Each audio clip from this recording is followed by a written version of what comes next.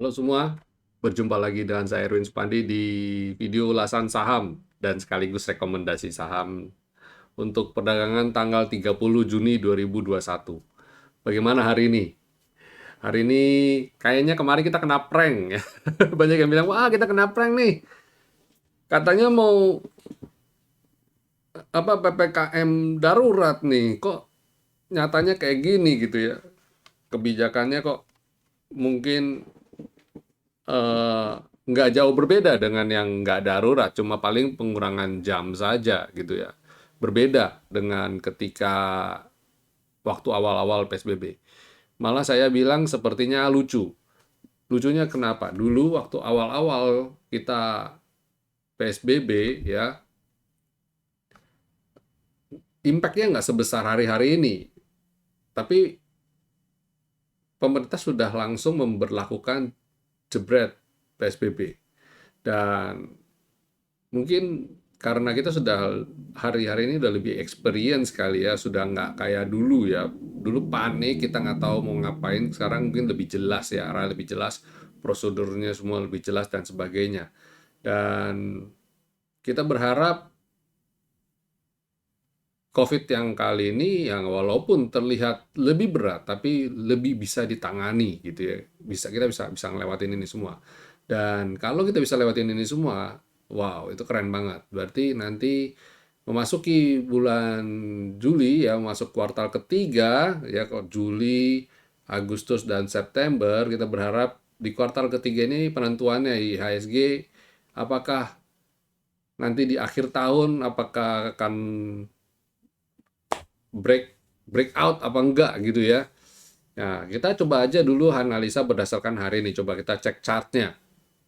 Tapi anehnya, ada beberapa orang yang tanya sama saya, Pak, itu kaitannya apa ya? Jadi kaitannya apa antara news, ya news kayak kemarin kan kita ada keluar news tuh, dan garis support kita gitu loh, garis support. Jadi bedanya apa? Kebetulan di winner stocks kan ada garis V-line yang kemarin jadi garis support kita. Nah ini garis support yang dia mantul. Kalau Bapak Ibu perhatikan chart ketika kemarin awal-awal pagi itu sebenarnya nggak ada tuh ekor yang ke bawah itu nggak ada.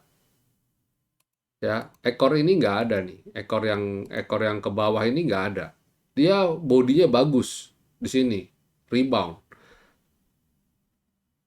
Nah, ketika market ketika ada pengumuman kalau akan ada PPKM darurat, tiba-tiba market koreksi. Dues ya, pas waktu sesi 2 tuh saya ingat banget. Langsung tiba-tiba market merah.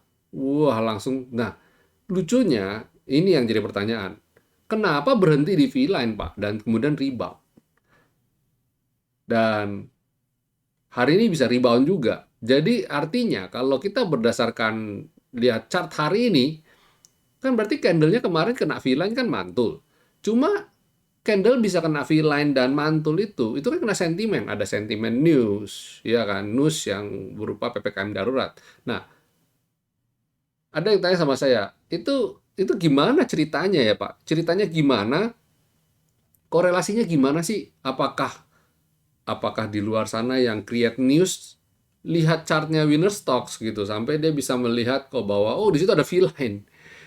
Ya nggak ada ya V-line. Kebetulan V-line kan kita yang create ya, kita yang create dan kebetulan sekali belum masif digunakan oleh banyak orang. Jadi nggak banyak yang tahu praktis. Tapi kok bisa pas Pak antara news PPKM darurat kemarin dan kenapa bisa ketika turun dan turunnya persis banget nyampe ke V-line gitu. Kenapa nggak turunnya ke bawah lagi gitu umpamanya ya.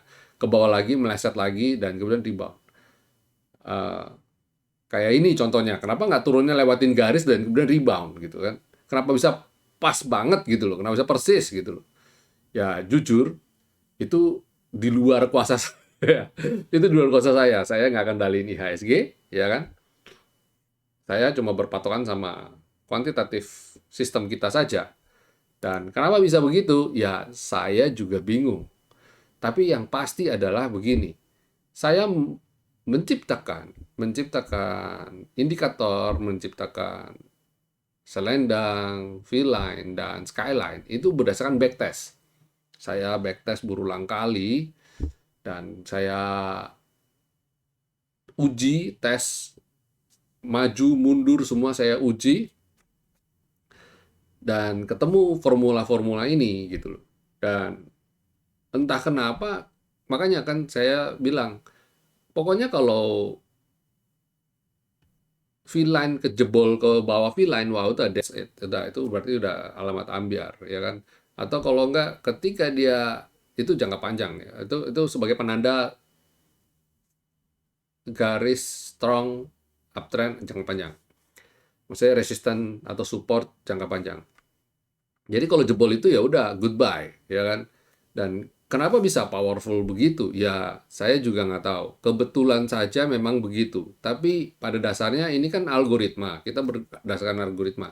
Mungkin saja di level itu ada sesuatu. Saya nggak tahu angka rata-rata apa atau angka gimana berdasarkan statistik apa saya nggak tahu. Tapi intinya begitu kena di situ, cep, langsung dia rebound. Dan hari ini rebound lagi, ya kan? Ya kita kalau buat kita, ya udah kita trading trading aja. Dan lucunya adalah hari ini juga konyol. Kenapa Pak nyampe ke skyline, garis skyline, dan kemudian dia tiba-tiba koreksi? Nah, kenapa nggak lebih naik lagi sedikit baru dia koreksi? Atau kenapa kalau dia nggak di bawah gitu loh? Ya, saya juga nggak tahu. Tapi lebih jelasnya adalah kita gini aja, kita dalam trading, kita menaruh trust dalam chart kita. Kita naruh trust dalam chart kita. Jadi kalau kita melihat chart garis-garis yang kita sudah sepakati bersama, yaitu selendang, skyline, dan V-line, kalau bisa breakout, kalau bisa di atasnya itu berarti rekomendasinya buy. Kalau di bawah itu rekomendasinya sell, atau mungkin bisa aja serok di support ketika di bawah itu. Dan tadi siang saya ada bikin tulisan ya ber- mengacu pada pertanyaan yang ada di dalam grup gitu ya.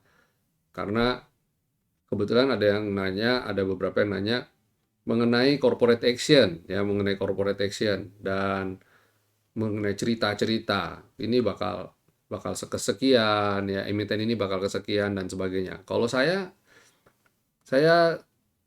bagi Bapak Ibu yang ada di dalam grup bisa bisa bisa atau belum sempat baca grup silahkan scroll aja gitu ya. Jadi saya sempat mengulas bahwa kenapa saya tidak terlalu menggembar-gemborakan corporate action. Apakah saya nggak dapat beritanya? Saya dapat beritanya. Tapi saya nggak mau berpatokan pada itu gitu loh. Seringkali soalnya begini, contoh zaman dulu nih, ini mengacu kepada lagi-lagi pengalaman zaman bahula ya, tahun 2008. Saya waktu itu masih cupu banget lah, boleh dibilang cupu banget. Saya trading awal-awal ya kan. Kita saya nyangkut di bumi. Dan ketika itu bumi, wah itu kalau belum beli saham bumi itu udah kayak nggak tinggal di bumi lah, udah kayak nggak bukan trader bukan trader saham semua pada berlomba-lomba, wah nggak bukan cuma trader cupu, trader kawak pun trading di bumi, begitu luar biasa ketika itu. Grup Bakri luar biasa waktu itu, semua mengkoleksi corporate action apapun dihajar sama kita, bahkan nggak sedikit yang sampai hari ini masih hold 7B itu. Dan banyak yang sudah ada beberapa yang malah terancam delisting. Dan atas pengalaman itu, atas pengalaman itu saya jadi, ini bukan curcol ya, tapi gini loh. Pengalaman adalah guru yang terbaik lah. Jadi kalau saya bilang dari mengacu pada itu kita jangan terlalu memegang corporate action issue atau apapun itu terlalu kuat. Nah, contoh lagi apa ya?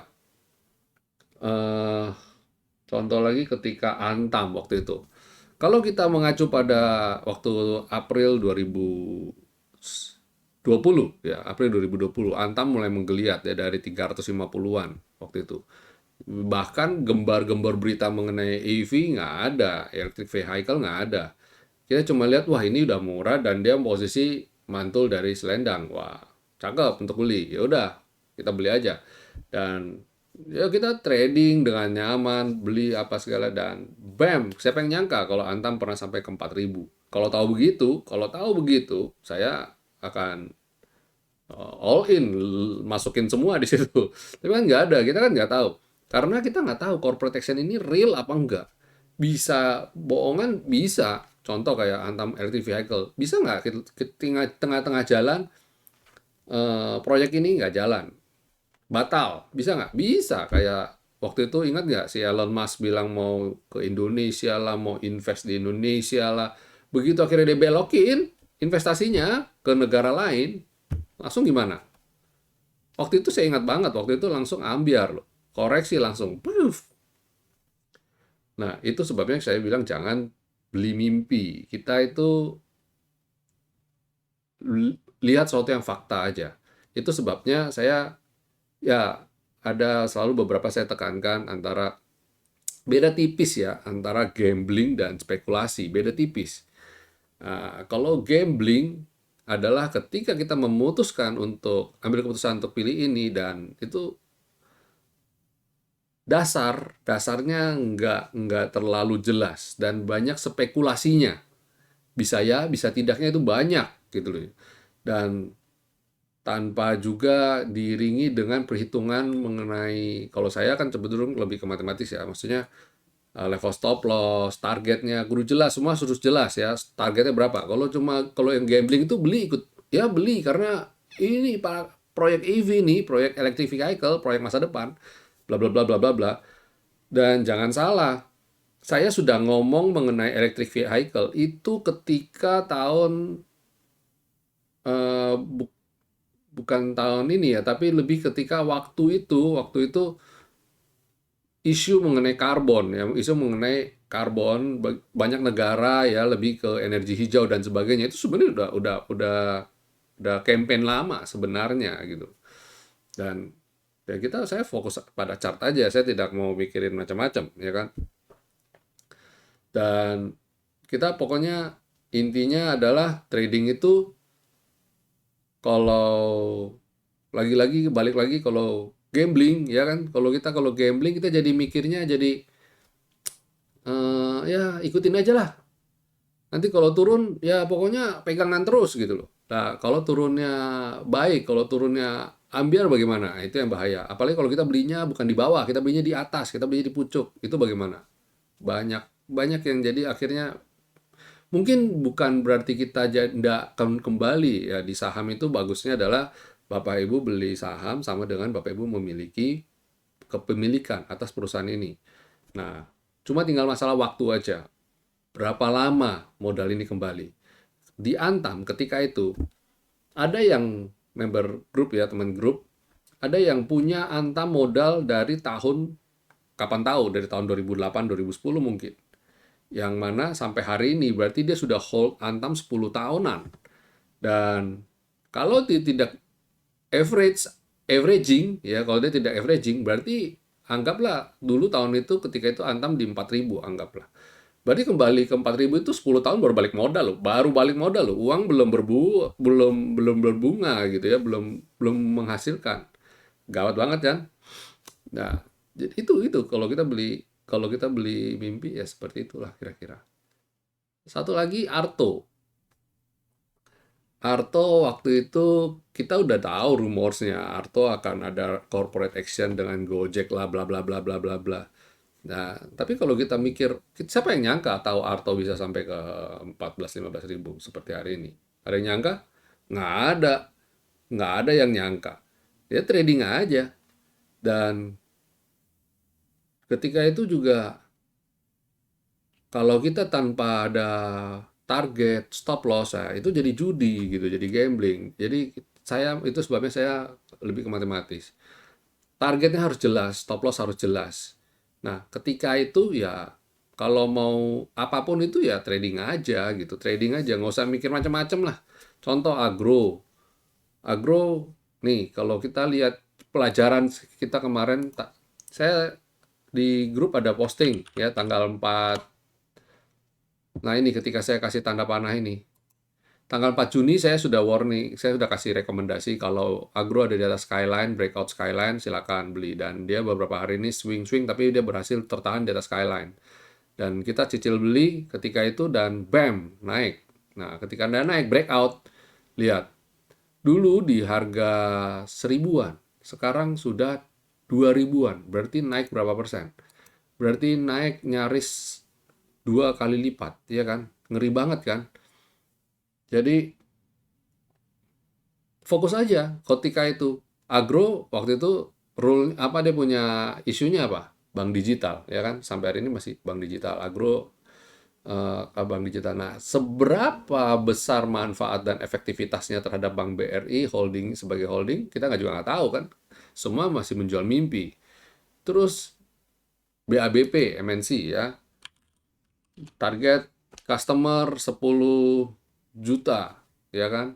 Ketika kita simpel aja, ketika kita trading di sini, dia breakout ya, kita kita beli aja udah gitu. Dan kita nggak tahu bakal gimana kan. Kita profit di BEBP, nggak pakai nggak pakai nggak pakai pom-pom, nggak pakai apa ya, sampai berlebihan gitu ya, omong-omong berlebihan. Kita pokoknya trading aja gitu loh, fokus aja di situ. Dan Breeze kita juga nggak tahu bakal bakal gimana, beritanya bakal gimana nggak ada yang tahu. Pokoknya begitu. Breeze kita bahkan saya sudah pernah bikin videonya. Kita kode di 22 Juni kan, kita kode 22 Juni dan BAM ketika itu ada yang beli dan pas posisi di sini masih nyangkut, bahkan saya ingat ada yang tanya dan posisi menyangkut, hold apa enggak. Saya bilang ini lagi di support, tenang aja, sampai saya gambar kotak merah ini. Dan kemudian tiba-tiba dia begitu terbang masuk ke dalam selendang, kita mulai rame-rame beli. Dan ketika dia mulai di atasnya 1830-an, tambah beli lagi. Dan ya sampai hari ini Breeze, ya sampai hari ini Breeze. Kemarin saya malah sempat jualan, kita kemarin jualan karena ya itu saya bilang kena prank bahwa akan ada PPKM darurat. Tapi ingat, kita tidak sesali tuh. Kalau hari ini rebound ya udah kita beli lagi. Saya nggak sesali. Kenapa? Karena terlepas dari apapun trading kita, ya kita memang, kalau saya lebih cenderung lebih ke arah kan lebih full trading ya. Jadi daripada saya pusing-pusing besok bakal ARB berhari-hari, mending saya jual. Saya punya modal, nanti kita kalau memang ternyata impact-nya bener-bener besar sampai ARB berhari-hari, saya punya modal dan saya siap serok di bawah. Jadi daripada berandai-andai gitu, udah kerjain. Saya langsung ambil langkah yang darurat juga ya, bukan langkah darurat, tapi yang menurut saya lebih aman ketika itu. Ya, jadi paham ya Bapak Ibu. Jadi kita di composite ini kalau lihat, wah agro tahu gitu nggak jual kemarin, Breeze nggak jual, nggak apa-apa, saya kehilangan keuntungan sedikit saja, tapi saya aman, hati aman, nyaman, tentram, tidur nyenyak. Paginya begitu dia mulai rebound, saya mulai beli lagi. Ya tadi saya juga bilang sama teman-teman, saya mulai masuk lagi di Breeze di level 2250, 2260. Ya udah trading aja gitu, beli aja, dan sekarang profitnya belum terlalu besar. Tapi di agro lumayan, karena agro hari ini naiknya cukup besar. Saya mulai beli agro di 19 berapa ya? Sorry, saya lupa. Agro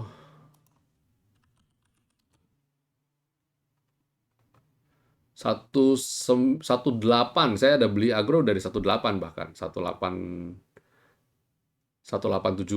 saya mulai 1865, 1855, saya udah mulai beli dan averaging terus dan bam, terbang ya. Ya itu kalau saya bilang kita pure lihat chart aja, kita pure lihat chart. Kalau agro, nah ketika dia breakout ini sebenarnya itu sudah sinyal 1795, itu udah sinyal. Wah, itu udah bagus itu. Jadi udah mulai tradingnya udah mulai masif. Nah, kalau saya lebih ketika dia udah dari 1855, oh udah confirm nih mulai masuk gitu loh ya. Secara saya juga galau-galau, ini masuk apa enggak, masuk apa enggak. Soalnya udah tinggi loh, ini udah tinggi. Sedangkan kita punya rule apa? Kalau udah terlalu jauh meninggalkan selendang, jangan masuk dulu deh. Tunggu koreksi. Nah, saya antara galau-galau juga. Pak Heru bisa galau ya? Bisa galau. Masuk enggak gitu ya. Secara market juga kan kita lagi kondisi lagi nggak menentu gitu kan. Saya juga lagi pagi-pagi kan juga lagi bidik-bidik juga ini mau masuk yang mana. Secara waktu itu LPPF juga menarik untuk dilihat. Untung nggak masuk LPPF, saya mau cerita juga. LPPF saya udah mau masuk tuh. Untung nggak masuk karena penutupannya jelek banget. Terus apalagi ya, yang tadi saya mau masuk tapi untung nggak jadi. Apa ya? BRMS sempat mau masuk, saya deg-degan, nanti aja lah pikir saya. Bener, koreksi dia. Ya gitu deh. Banyak bejonya juga sih, ada bejonya juga sih. Untung saya fokus sama emiten ini aja. Nah, menjawab lagi, ada pertanyaan juga. Pak, trading itu ada faktor lucknya nggak sih? Kalau saya bilang sih sebenarnya nggak ada faktor luck sih. Lah, tapi ya kalau saya mungkin lebih ke experience ya, karena saya lihat wah kalau kayak begini sih kayaknya nggak mungkin nih kayaknya. Jadi kita karena sudah punya experience, punya punya sense-nya, jadi udah bekerja di unconscious ya di bawah alam bawah sadar. Jadi saya ketika lihat ini saya sudah lihat wah ini kayaknya nggak deh BRMS nih. Nah, apalagi saya waktu itu saya lihat ininya nih 15 menitnya. Dia ketika dia naik bam dalam satu candle dia naik 131 saya ingat banget. Terus habis saya tunggu. Kalau dia bisa breakout lagi saya beli deh. Ternyata dia nggak breakout. Dia malah mulai bikin begini. Wah confirm. Untung saya nggak masuk gitu loh. Jadi saya lihat juga momennya gimana. Ya kan. Terus lihat hourly-nya juga. Ya kita lihat ada mulai di. Untung kita juga punya indikator-indikator tambahan ya. Ada ini juga. Kita bisa wah kayaknya nggak oke nih. Udah pada buangan nih. Kayak hati-hati deh gitu. Ya kan. Ya, itu sharing-sharing di awal ya mengenai hari ini. Jadi market review saya sih sebenarnya idealnya ya kayak gitu ya. Kita itu idealnya sharing-sharing apa yang kita lakukan, kita flashback. Jadi saya sering setiap kali, setiap sore setelah trading saya flashback. Saya tadi tuh ngapain aja sih? Kadang-kadang soalnya kalau siang itu otak jalan tuh lebih cepat daripada tangan lebih cepat daripada otak kadang-kadang udah di alam bawah sadar. Makanya bilang Pak Erwin kok cepat banget sudah beli, cepat banget sih sudah action gini-gini. Iya karena saya begitu lihat langsung pak pak gitu loh langsung. Contoh kayak gudang garam dari pagi saya sudah banyak yang ada beberapa yang yang memberanikan diri menjapri saya mengatakan Pak tahan nggak Pak tahan Pak ini swing nih Pak tahan nggak? Saya bilang tahan. Boleh beli nggak? Nah, saya bilang coba lihat deh. Kalau dia mulai mantul beli deh. Kalau dia di atas kan sempat swing di 41 sekian. Saya bilang kalau naik ke 42-an, kamu boleh beli deh. Nyicil beli loh tapi saya bilang gitu. Iya Pak, soalnya aduh gudang garam itu kalau begitu longsor itu bisa hilang 10 papan, 5 papan gitu loh. Wah, deg-degan. Ya iyalah gitu loh. Bid overnya kan kecil, nggak besar. Jadi kita harus tahu yang kayak gitu-gitunya juga gitu loh. Nah, ternyata gudang garam finish lumayan bagus, lumayan lumayan oke. Jadi wah banyak yang happy juga hari ini masih happy di gudang garam ya. Ya, congrats, congrats lah. Semua semua semua inilah ya kita beruntungnya di dalam grup ini hokinya sama ya, pada cuan semua. Jadi saling nularin hoki ya. Ya, oke dan komposit hari ini. Nah, hari ini hati-hati. Hari ini hati-hati karena satu dia ketemu resisten di skyline dan dua asing membuka net sell minus 422,8 miliar. Nah, mesti ada sesuatu nih, saya nggak tahu apa. Asing kok tiba-tiba jualnya cukup banyak. Setelah kemarin beli-beli dan hari ini keluar cukup banyak dan kelihatan nih asing beberapa waktu ini memang jualan dan dia kemarin sempat beli tapi hari ini jualan cukup masif. Jadi hati-hati aja, kita tetap jangan terlalu euforia untuk all in tuh wah pokoknya cuan cuan cuan cuan gitu jangan cuan sikapnya dengan santai aja ya biasa aja cuan itu biasa aja gitu loh gitu ya kan kalau cuan biasa tenang aja cool aja cool gitu ya cool oke. Untuk besok bagaimana kalau untuk besok saya kok lihat besok ada potensial untuk koreksi tapi walaupun gitu ya kita kemarin bilang hari Rabu turun ya. Hari Rabu turun, Selasa turun, Senin naik, tapi ternyata Seninnya turun. Jadi kalau Senin turun, kemudian Selasa naik dan benar ternyata Selasa naik dan tapi walaupun candlenya kurang bagus dan hari ini lanjut naik lagi.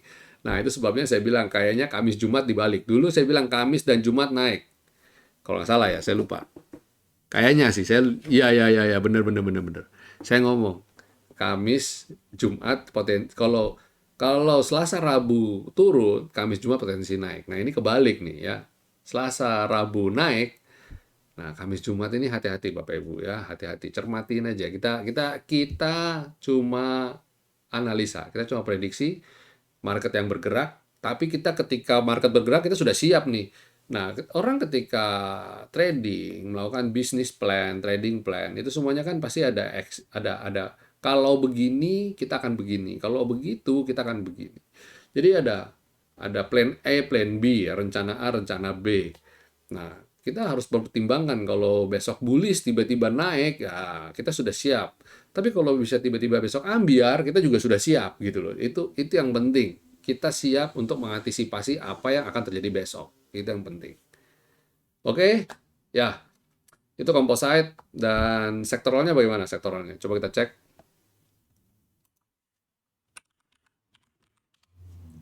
Masih sideways rupanya sektor basic tapi asing masuk. Nah, ini lumayan. Jadi silakan amati sektor basic ya.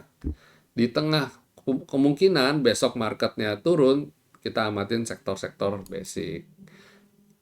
Consumer cyclicals juga silakan amati juga ya kan karena dia anti badai nih.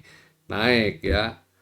Bukan anti badai sih hari ini memang naik, dia naik ya wajar gitu ya. Jadi ya sama nih kayaknya sama nih sama indeks nih terhalang resisten juga. Wah, ini hati-hati deh.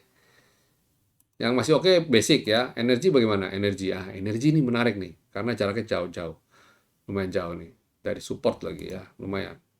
Finance. Wah, finance saya berharap rebound sih. Kasihan teman-teman kita yang invest di finance. Kita juga finance ya, agro dan bris ya finance. Cuma termasuk anti badai ya. Healthcare lumayan ya. Healthcare lumayan. Saya ada rekomendasi untuk besok dan salah satunya ada di sektor ini. Kemudian industri setelah ini kalau saya panjangin kotak ini, saya geser. Nah, ini kelihatan banget dia hampir kena ini dan dia udah mantul. Nah, kita berharap dia bisa breakout ini ya industri. Hari ini kita lihat emiten industri lumayan, pergerakannya lumayan. Infrastruktur sudah di bottom support. Nah, silakan spekulatif cari emiten-emiten yang sudah di bottom support dan potensial untuk rebound. Beli bertahap, duduk manis, sabar aja. Nah, kira-kira waktu bersabar itu berapa lama sih, Pak? Kalau Bapak sampai memutuskan dia nggak gerak nih, oh ini gerak nih. Kalau saya sih idealnya sih sekitar 5 harian. Jadi kalau 5 hari dia nggak gerak saya jual. Tapi saya jualnya juga nggak bener-bener jual semua lupakan gitu nggak. Saya jual separuh. Nanti kalau besoknya 2 hari lagi saya lihat. Kalau ternyata masih nggak ini jadi saya buang separuhnya lagi. Tinggal 25% berarti kan. Nanti sisanya ya kalau udah 10 harian total dan dia masih nggak jalan, saya buang semua. Ya kira-kira seperti itulah kira-kira strateginya. Ya ini kayak dagang gitu loh. Jadi natural aja, biasa aja. Terus non-cyclicals lumayan ya. Dia mulai tetap, walaupun dia ada candle-nya merah hari ini, tapi dia masih zonanya uptrend dalam jangka pendek. Dan dia udah masuk selendang. Jadi ini basic dan non-cyclicals. Kita bisa cermati. Properti, wah properti juga bisa kita cermati ya. Karena dia posisi juga lagi di support dan candle-nya hijau. Bagus ini, properti menarik. Emiten properti silakan. Nah, ada 3 sektor nih yang bisa kita pantau untuk besok ya. Kemudian tekno ngeri-ngeri sedap ya, ngeri-ngeri sedap. Kalau saya bilang ini seperti jalan di atas es. Begitu esnya retak, blank kita bisa jatuh. Jatuhnya kita nggak tahu dasarnya seberapa. Bisa sedalam ini, jadi hati-hati. Kemudian transport dia mulai rebound ada di support. Silakan Bapak Ibu yang senang emiten transport silakan mulai cermatin. Tapi kalau saya masih wait and see. Tunggu besoknya lagi. Kalau dia besoknya lagi sektor ini bisa beneran keluar, nah saya baru masuk. Ya itu secara sektoral ya Bapak Ibu, secara sektoral. Oke, itu dulu Bapak Ibu ulasan rekomendasi saham kita, ulasan market ya, market review untuk perdagangan tanggal 30 Juni 2021. Silakan untuk besok Bapak Ibu yang kita berharap, berdoa besok bisa oke ya, bisa bisa tradingnya bisa bisa bagus, market bisa bagus ya. Jadi nggak koreksi dulu ya. Atau kalau nggak, walaupun market koreksi, saham-saham yang kita pegang tetap memberikan profit. Akhir kata, selamat beristirahat Bapak Ibu. Terima kasih sudah menyaksikan video ini. Jangan lupa untuk subscribe channel YouTube ini. Dan jika ada teman, saudara yang mau belajar saham dan ingin bergabung bersama Winterstocks, come on. Mumpung marketnya lagi bagus, saya sudah bilang kan, saya sudah bilang bulan Mei, ketika koreksi, masuklah, belajarlah Winterstocks. Nanti bulan Juni lain. Nah, bulan Juni lihat, saya bulan Juni portofolio saya bertumbuh luar biasa ya. Bapak Ibu sudah lihat lah, saya sudah sharing portofolio bulanan saya bertumbuh luar biasa. Hampir 50-an% di bulan ini ya. Come on. Kapan lagi?